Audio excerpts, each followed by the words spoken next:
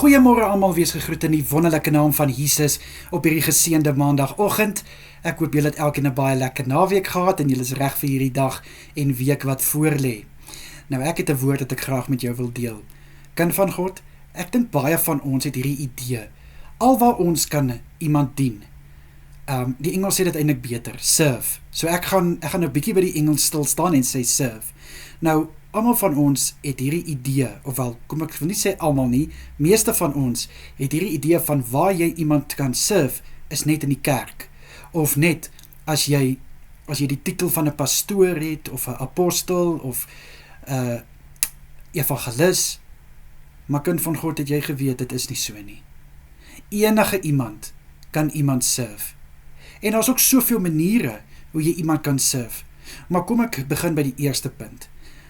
Ons het regtig almal hierdie idee van jy moet 'n titel hê om te kan serve.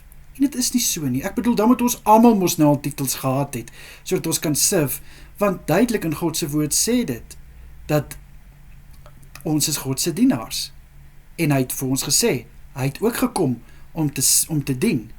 En hy het vir ons gesê, om dienaars te wees van die woord. Maar het ons titels? Nee. So kind van God, dit maak nie saak of jy 'n titel het of nie 'n titel het nie. As jy iemand kan serve, dan serve jy daai persoon. En nou my tweede punt wat ek wil graag aanraak, is, hoe serve jy iemand? Is dit net deur om die woord te bring?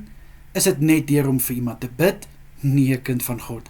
Daar is soveel maniere hoe jy iemand kan serve. Jy kan vir daai persoon, weet jy, al is jy net vir 'n oomblik by daai persoon. Jou teenwoordigheid serve al klaar vir die persoon. Net om jy te wees, serve al klaar vir die persoon. So dit het nie noodwendig nodig om woorde te hê, om te kan serve nie. Jou aksies serve ook, my boetie en sissa. Ek weet baie van ons het hierdie idee van, al hoe ons kan serve is net om te kan bid en om te kan woord bring. Maar ek meen, al kan jy iemand net ondersteun, serve jy ook nou al klaar daai persoon.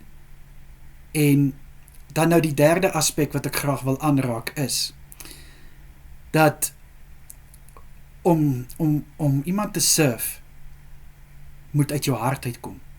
My boetie en sissa, almal van ons kan serve, reg?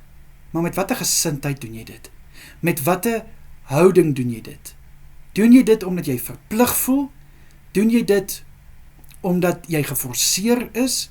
Doen jy dit om 'n punt te bewys? Of doen jy dit omdat jy dit wil doen? Doen jy dit omdat dit uit jou hart uitkom? Is dit baie keer lekker om te serve, en dan is daar iemand wat jou kritiseer? Dan is daar iemand wat jou sleg sê, of wat dit nie waardeer nie? Natuurlik, dit maak baie seer. Maar ek wil hê jy moet aan hierdie vers vashou. Efesiërs 6 vers 7 sê, hou aan dien, asof julle dit vir my doen.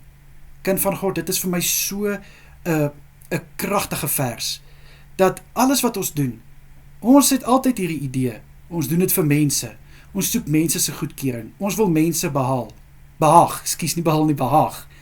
maar dit moet eintlik vir God wees. Ja, my boetie en sissa, dit wat ons doen, moet ons doen, soos ons dit vir die Here sal doen. En al kry jy seer, al word jy te nagekom, weet net een ding, die Here sien wat jy doen. Hy sien met wat 'n hart jy doen. Hy sien met wat 'n gesindheid jy dit doen.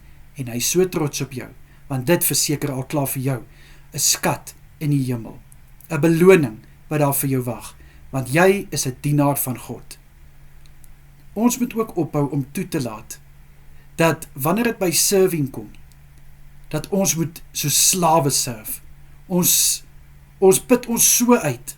Ons dink nie eers aan ons welstand nie. My boetie en sissa, dis glad nie wat die Here wil hê nie. Die Here wil hê, dit wat jy doen, moet jy goed doen. En dit wat jy kan doen, wat jy in staat is om te doen, gee jou beste, en doen jou beste, en maak die beste daarvan. Dis op die ou einde wat tel. Ek was baie skuldig daaraan. Ek het altyd my so gedruk om te bewys, al het ek my oë verloor, ek sal nie gaan lê nie, en ek sal aanhou voortgaan in die lewe. maar met die tyd het ek besef, ek is besig om my gesondheid in gedrang te bring.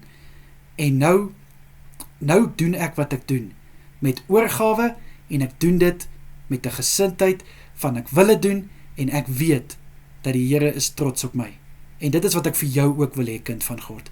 Ek wil hê jy moet doen wat jy doen, soos jy dit vir die Here sal doen. En ek kan vir jou sê, die Here glimlag oor jou. Ja, my boetie Sissa, hy glimlag oor jou. Hy wil net die beste vir jou hê. En dis vir my voorreg om vir jou te kan noem as sy dienaar. En dis ook om hy vir jou kan sê, welgedaan, goeie en getroue dienaar. My boetie Sissa, gaan nou nie verder van julle tyd vat nie. Ek bid dat hierdie woord op vrugbare grond sal val, en dat hierdie woord jou siening sal verander oor wat dit is om iemand te serve. Ek skies dat ek nou die Engels gebruik, maar die Engels klink net vir my so mooi, maar ja, om iemand te dien. Kom ek bid vir ons. Vader, baie dankie dat ons dienaars kan wees. Dankie Here, dat U ons gebruik op ons unieke plekke. Plekke wat ons dink ons kan nie gebruik word nie. Maar daar gebruik ons U. Na plekke wat ons dink, dis al waar ons gebruik kan word. Wys U ons weer, maar daar is soveel ander plekke om gebruik te kan word. Ek sê vir U dankie. Mag ons met 'n oop hart wag tot waar ons gebruik kan word, waar ons kan dien.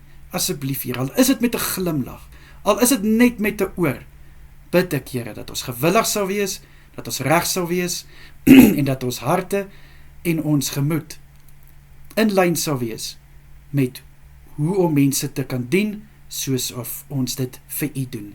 In Jesus Christus naam. Amen en amen.